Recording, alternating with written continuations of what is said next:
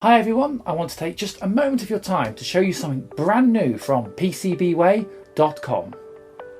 It's called Advanced PCB. Go to PCBWay.com and click on the Advanced PCB tab. Ideal if you need high-end, complex PCBs for everything from automotive to aerospace. Professional, commercial or industrial PCBs with prices ranging from just $78 with minimal orders of just one unit. So remember, instant quotes available, professional service guaranteed, advanced PCB from PCBWay.com. Info and links in the description.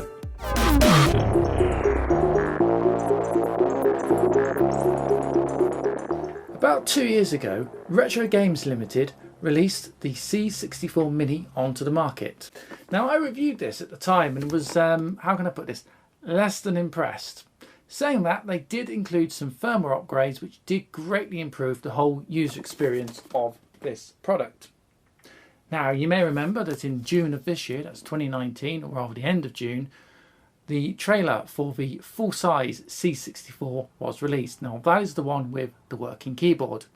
I, like others, was a little sceptical, although I have to admit I have now got one on pre-order, so when that arrives in December we'll see if it's any good. But this got me thinking.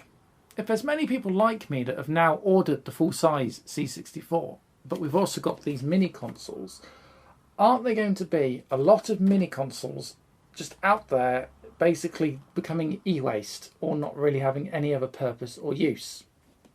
So, in today's video, is it possible to take a C64 Mini and completely repurpose it into a complete working microcomputer to act as either a second C64 clone or as a stopgap until we can get our hands on the official product? So this is one of these projects that's either going to work really well or fail miserably. Let's find out.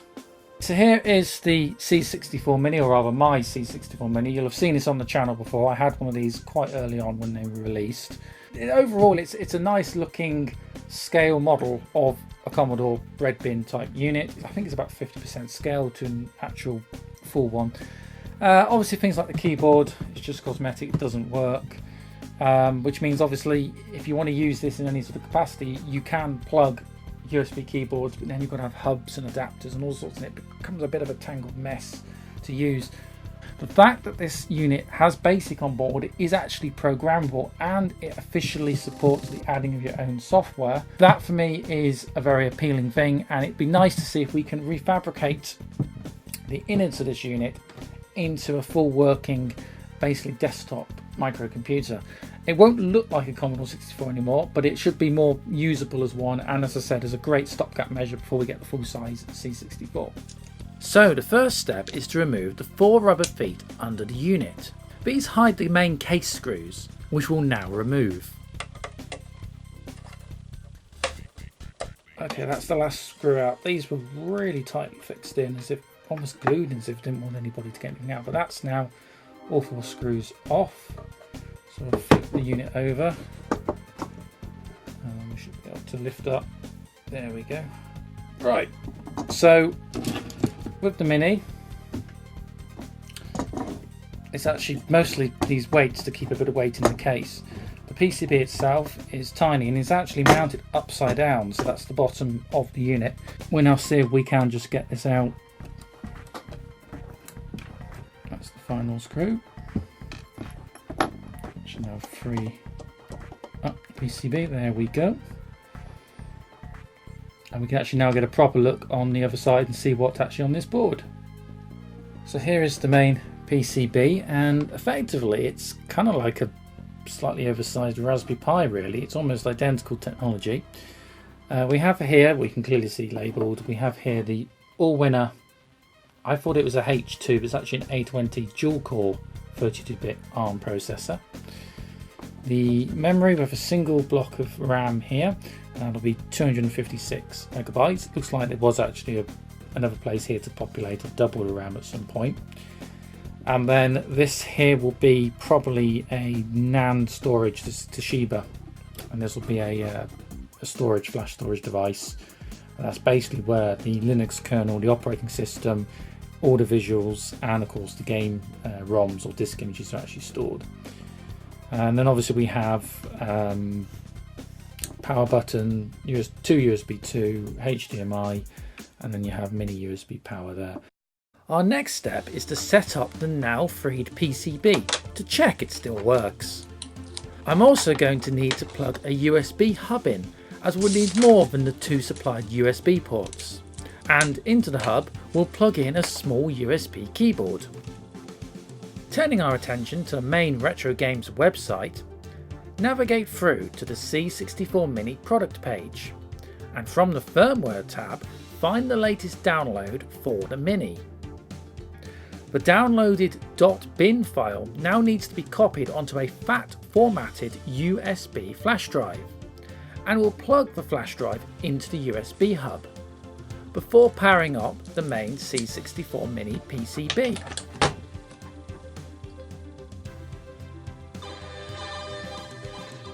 Okay, so we've got everything now plugged in. Now, one of the problems at the moment with this version of firmware for the C64 Mini, at the moment I'm having to do everything with the gamepad I've plugged into the USB, plus the fact we've got a hub now and it's just cables everywhere. I've got the mini keyboard plugged in, and as you can see, using the arrow keys, I don't have any control over the main menu with this build of the firmware. So what I'd like to do is get this computer running that we don't actually have to have a joystick or gamepad plugged in. We can just run it all off the keyboard, and we can't do that unfortunately as is with this version of the firmware. So we'll go back to firmware, system information. It has actually found the bin file that we put on the stick, so we'll say apply, and that will now install firmware. Right, as it turns out, I honestly thought the latest firmware update for the C64 Mini would give you keyboard abilities on the main menu screen, which is what we're running at the moment, but as you can see, it does nothing. That seems a really lost opportunity, so I'm still having to use the game paddle. I suppose at least we can use these cheap NES controls, which is far better than the official joystick, but even so, that is super annoying. We go through to the basic interpreter just to prove the keyboard is actually working. Yeah.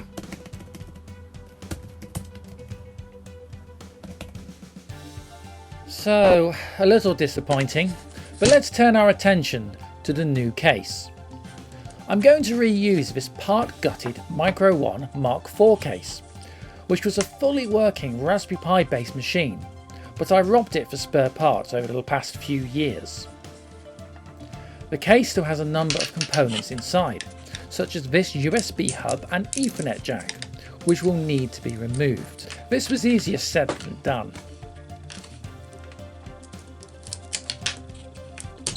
In the end, I was able to prise the USB hub out, but it left 2 large areas of plastic shells still stuck inside the case. So I resorted to using a wood chisel to remove the residue.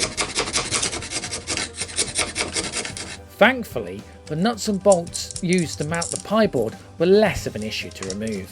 I also took the opportunity to remove any glue residue from where the old keyboard used to be held, before giving the whole case a spray with glass cleaner and a wipe down with a cloth.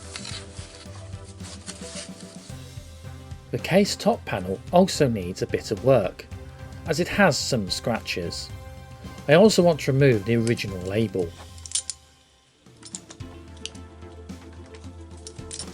Again, I'll use window cleaner and a wood chisel to remove the paper and glue residue. Now I want to use a clone USB SNES game controller as a replacement for the less than fantastic joystick that came packed with the Mini. As I want to do a custom paint job on this unit, I'll need to take it apart and remove all the plastic case parts and buttons for painting. The main case front also has this sticker which will need removing.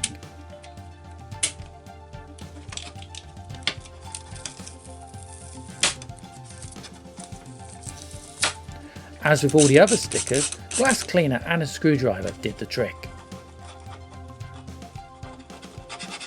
As part of my design, I need to remove these moulded labels from the face of the controller. To do this, I use some abrasive paper to sand smooth the letters.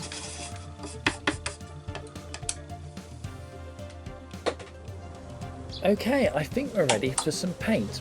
So out to the garage. I'm using acrylic based car spray paint. Here, giving the top panel a new coat of silver, while the SNES controller buttons will require a coat of white primer.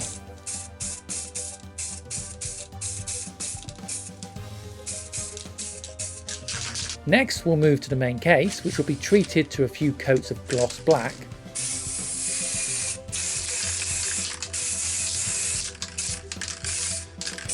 As will the front case of the SNES controller. And finally, with the primer dry, the 4 round controller buttons are given a coat of gloss red.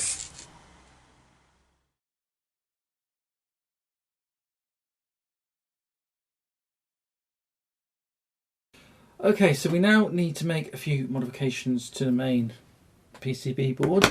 So soldering iron is warming up. I've got flux, solder. I've dug out these. These are Raspberry Pi GPIO male to female connectors, the long variety. So you've got pin, plug on one end, and basically a socket on the other. So I'm going to need, I think, 4 of these. So usually they come connected like a rainbow ribbon strip like this, but it should be the case if you haven't actually stuck them together like I have here. Just pick 4 off. There we go. And then we can pull 4 we need. Then we will separate these 4 into 2 in a moment. I've also got here a slightly more flexible but still cheap USB hub. This is the type we used in the other Micro 1 rebuild, so I think I will fit this to the board as I think it will offer more flexibility. First, we'll need to cut the GPIO cables in half, so the 2 ends of the connectors can be plugged into each other. From the cut ends, I'll just snip some of the outer casing. If we look at the underside of the PCB, there are 2 solder points under the main power switch. We'll add our first 2 wires to these points, leaving the switch in circuit. Next, we'll take the 2 remaining wires and solder these onto the back of the LED plug. With these new wires attached, we can look at how to mount the PCB into the case. For this, I'm going to repurpose a 3D printed plate I designed for the Raspberry Pi. I'm going to cut off the screw mount boxes, and then using some pin screws, I'm going to attach each mount box to the screw holes on the PCB.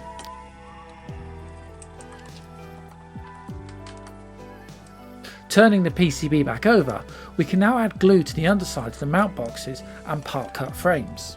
Then the board can be glued into place in the freshly painted case.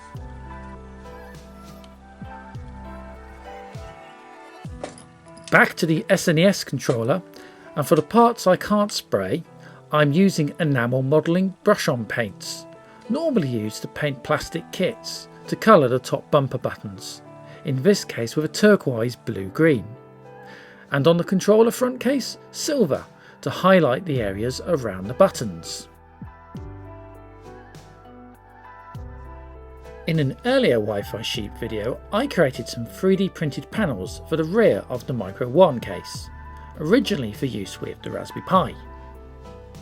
As I still have the CAD drawings, it's not too difficult to modify them for this project. The main modifications requiring holes to be adjusted or totally removed, and 3D text to be realigned. There is also a special vent piece for the top case panel. I'm going to modify this to include a 2mm diameter hole so I can fit a new power LED. Once the modifications have been made, the CAD files are exported to a slicer program to be converted into GX code, so the 3D printer can understand the files and print the required objects. I'll just load them up into the printer.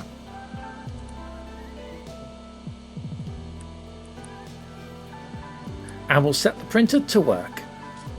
This did take a while, so I sped up some of the footage.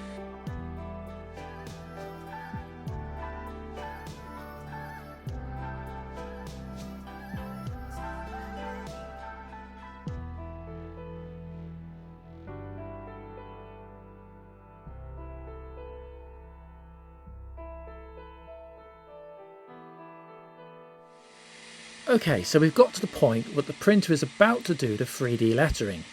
I've paused the print so I can change the colour of the PLA filament being used from black to white. The printer is now set going again, and as you can see, now prints all the lettering in white plastic, which I think looks really cool. So here are the finished 3D printed plastic parts for the case. I'm now going to glue in the top cover grille, again using superglue.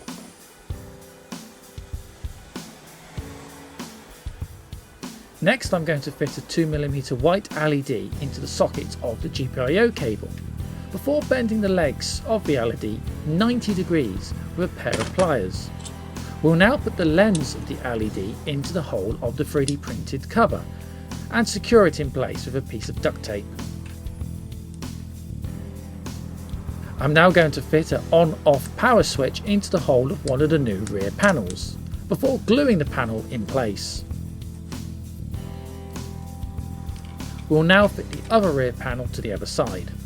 I've just soldered the other end of the power switch cables from the PCB to the new power switch.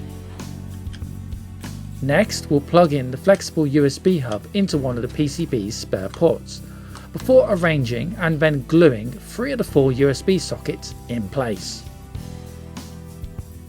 Now, this project is going to need its own look and feel, and for that I turned to Infinity Designer, a sort of Illustrator clone, to design a custom logo and keycaps for what was going to be named the C64 Maxi. I made a full print contact sheet to be printed out on standard A4 self-adhesive paper. Unfortunately, my printer was playing up, so not printing yellow even with a new cartridge installed. This left greys coming out looking lilac, which even I'm not brave enough to try and pull off. So, with no time to fix the issue, I resorted to printing a second copy in black and white to give me the grayscale keys I needed. Okay, so time to reassemble the SNES controller.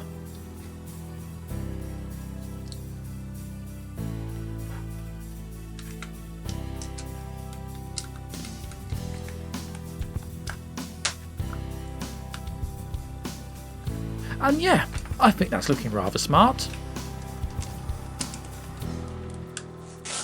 Right, let's start work on the print contact sheets. I'm going to use clear wide packing tape to cover the print to protect it from wear in the future and to give a glossy finish. I'm going to start by cutting out the parts required for the controller. This does have to be done carefully.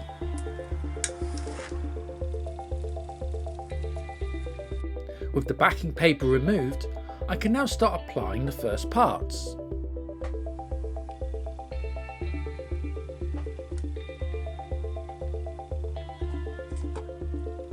And there is the finished custom controller, which I'm really happy with the results. Now let's look at the keyboard. I'm going to use a new off-the-shelf USB one that I know will fit the case. I now just need to spend a bit of time cutting out all the new key tops. This did take quite a while. With that done, we can now apply the labels to the keys. I better start with covering the Windows key.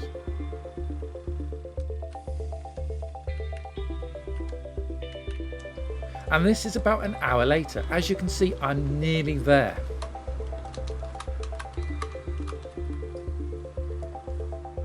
So with the keyboard done, I'll fix it into the case using really small amounts of superglue. It's really important not to overdo this part. And then working quickly will fit in the new keyboard, which is a perfect fit.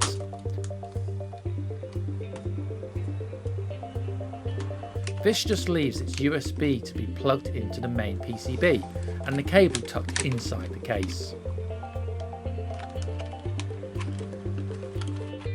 Now, one last little extra thing. If you remember, there is a spare USB socket inside the case. I'm going to add some extra storage with a new 16GB USB flash drive. First, over on my Mac, I'll reformat the drive to FAT MS-DOS format. If you don't do this, the drive won't work with the Mini. Next, I'll add a custom C64 disk image to the drive, in this case a copy of Racing Simulator Revs, before finally fitting the drive into the spare USB socket and tucking it away inside the case. We'll just pop the lid back on, and I think we're ready for a test. And it's all looking good. The new USB flash drive has been recognised and Revs shows up in the filer, and even boots up okay.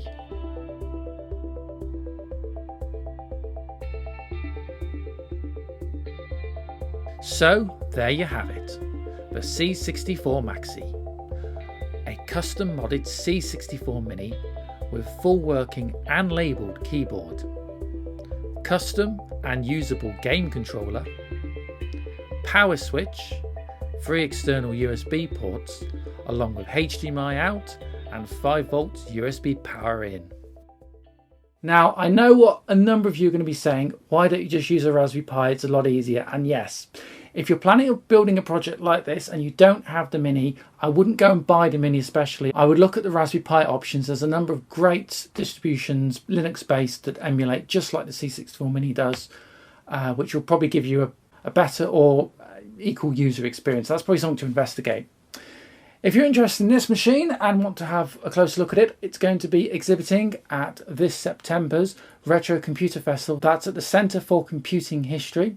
You can find out more from the website. That's www.computinghistory.org.uk. I said I'm going to be there along with lots of other retro computing colleagues and friends from across the sort of industry and the hobby. So it'd be really fantastic to meet you if you can make it down for that day. Right, well that just about wraps up this video. So once again, thank you so much for your company. Don't forget to like and subscribe, and I will see you real soon right here on the channel.